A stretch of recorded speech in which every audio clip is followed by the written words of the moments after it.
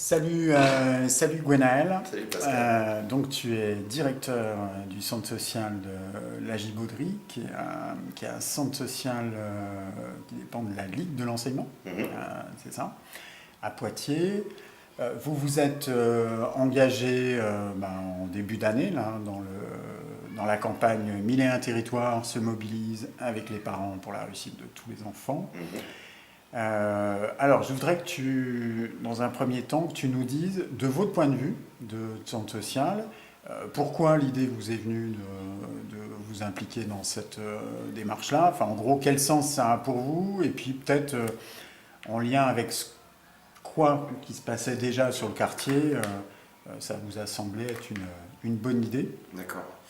En fait, depuis l'origine de cette maison qui n'a qu'une douzaine d'années, la maison a toujours senti qu'elle avait un rôle ou un intérêt, ou qu'en tout cas il y avait un enjeu à travailler avec les écoles du quartier qui sont en plus juste voisines. On a une proximité de quelques dizaines ou quelques centaines de mètres, donc il y avait quelque chose d'assez intuitif dans la tête des administrateurs de la maison et des premiers salariés.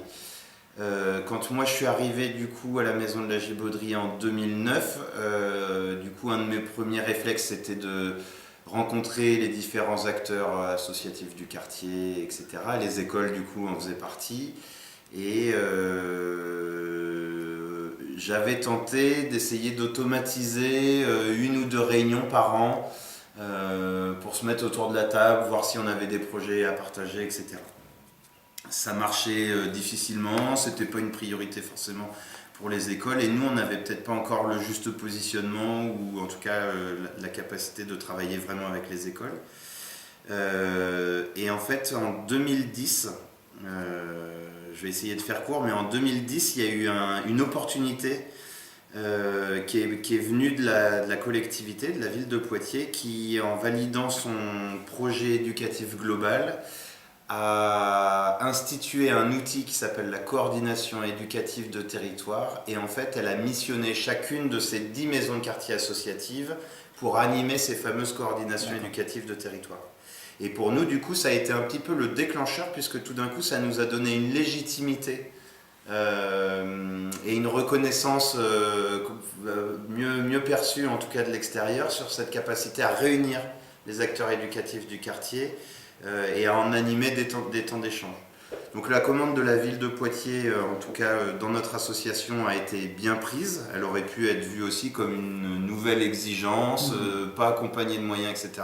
On ne l'a pas pris sous cet angle-là, on l'a pris comme une réelle opportunité, et à partir de là, l'année 2010-2011, c'était un petit peu timide, on essuyait les plâtres, on allait surtout en direction des deux chefs d'établissement maternelle et élémentaire, et on a convenu au bout d'un an de rencontres que si on n'ouvrait pas plus large, en fait, on allait vite tourner en rond à 3 ou 4.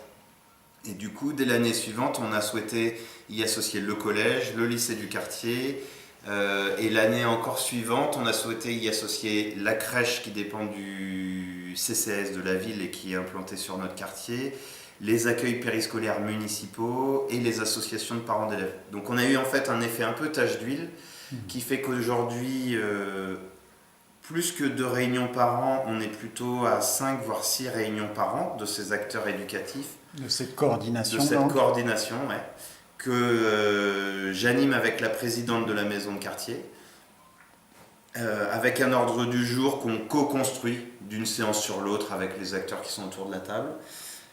Ça réunit jamais moins de 15-16 personnes, ça peut monter jusqu'à 25, parce qu'aujourd'hui, du coup, par exemple, les représentants d'établissements scolaires viennent maintenant accompagnés d'un ou 2 collègues, alors qu'avant, ils venaient seuls représenter leur établissement.